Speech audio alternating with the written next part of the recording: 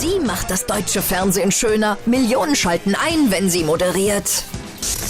Ob sie auch genauso erfolgreich wäre, wenn sie noch Nazan Üngör heißen würde? Sie selbst ist sich da nicht sicher. Nazan Ekes, Tochter türkischer Gastarbeiter, spricht jetzt zum ersten Mal über ihre Kindheit, ihre Erziehung, ihren Glauben. Wenn sie eins hasst, dann ist es Schwarz-Weiß-Denken. Ich bin ja selber Muslima und ich laufe ja nun auch nicht mit einem Bombengürtel durch die Gegend.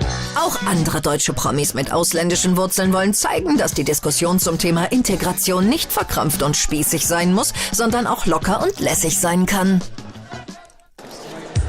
Mit ihrem ersten Buch Guten Morgen Abendland will Nazan Ekes vor allem eins: mit Klischees aufräumen.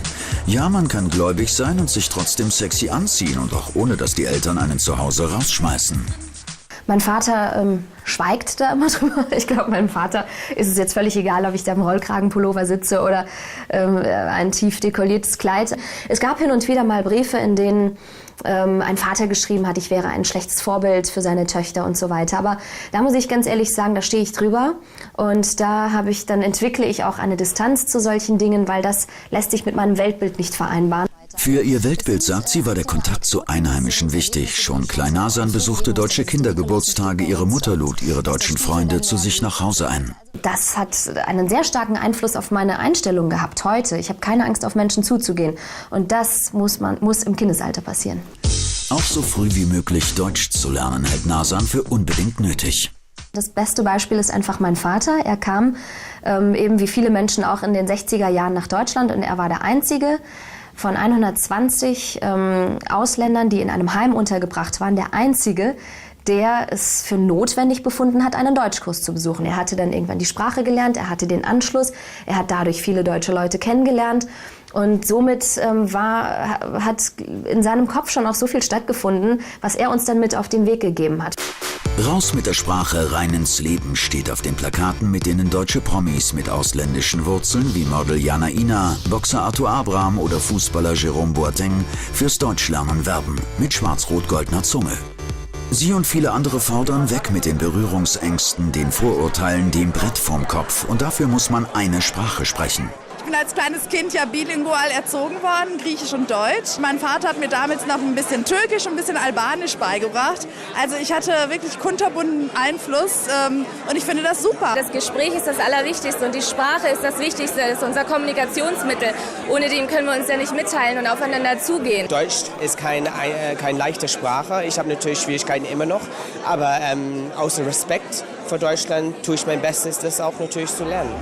Respekt ist das, was er fordert. Rapper Harris aus Berlin hat zusammen mit seinem Freund Sido bei der Aktion Raus mit der Sprache mitgemacht.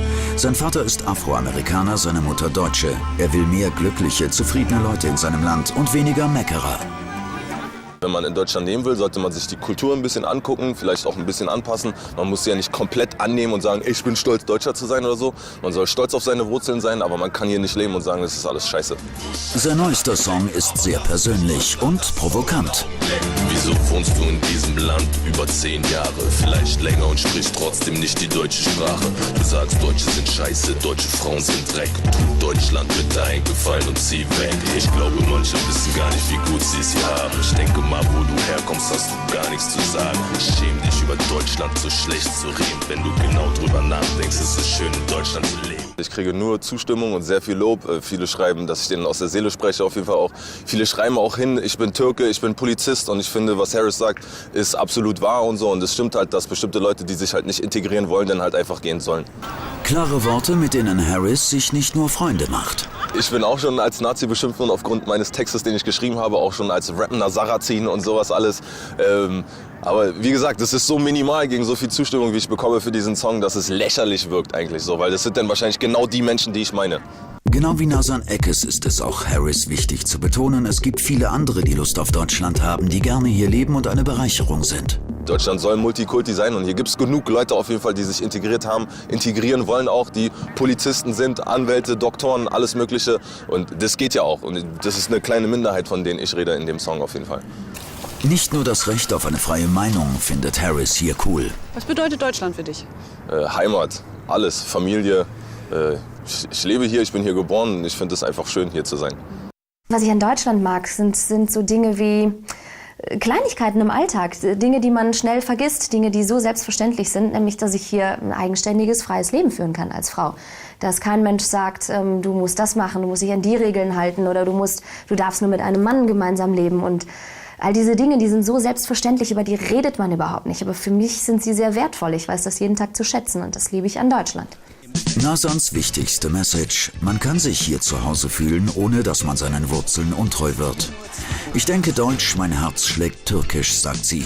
Und ist damit eins der im wahrsten Sinne des Wortes schönsten Beispiele für gelungene Integration.